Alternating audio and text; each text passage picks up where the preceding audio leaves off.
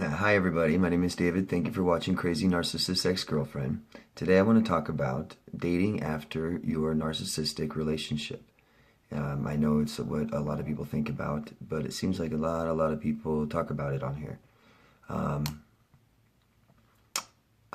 For me, my personal experience, and this is what I'm going to tell you, is I believe it's a good idea to not date after a narcissistic relationship, an abusive, emotional, abusive, traumatic, damaging relationship. I believe it needs to be healed by you and by yourself. And I don't mean isolated from other people. I just mean not dating. And it's all to each his own. I'm not going to tell you not to date by any means. This is just someone who's been through it saying that I tried dating for a couple of years and it didn't work out at all. But I didn't know what I know now. Now I can date. I feel healthy enough. I feel like I know what boundaries are. I know about, new red flags to look for. That'll probably be my next video. It's about the new set of red flags that there are for dating. But what I'm trying to get at right now is, right after a relationship, you need to heal. It's so damaging. And it took a long time for you guys to get to where you are now, to be damaged. And it's going to take some time to heal. Doing it on your own, and you discover yourself as well. And it's very empowering to heal from this on your own.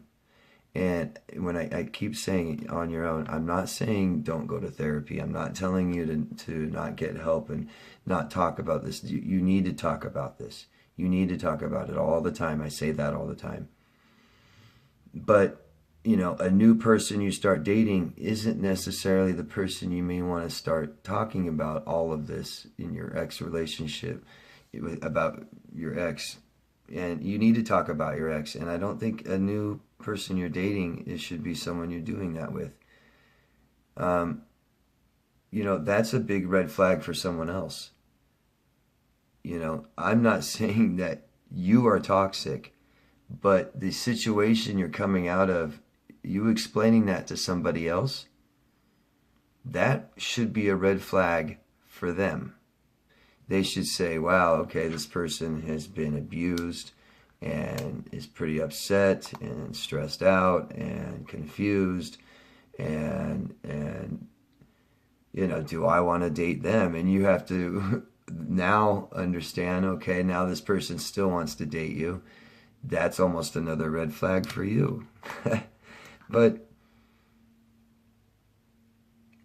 I think it's very important in this process to have such a fully understanding of what has happened.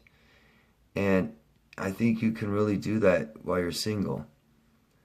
Dating a healthy person is going to make you see, oh, wow, okay, this is what healthy is like. Okay, that wasn't me, that was them. It will do that for you. But the healing process is something that will really empower yourself when you do that alone. And it's really important to learn to trust yourself again. You need to trust your judgment again. And you do that by educating yourself.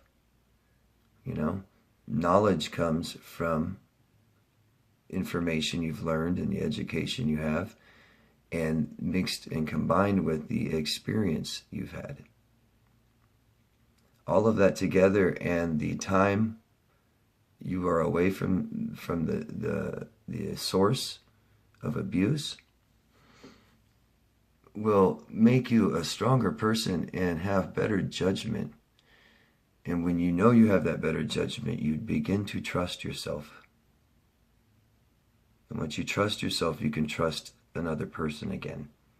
Because it's what you're going to find if you try to date someone right after this, is you're most likely going to do this again if you don't heal.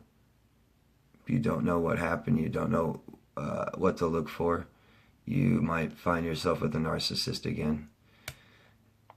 You greatly increase your odds of finding a healthy person when you are healed and healthy yourself.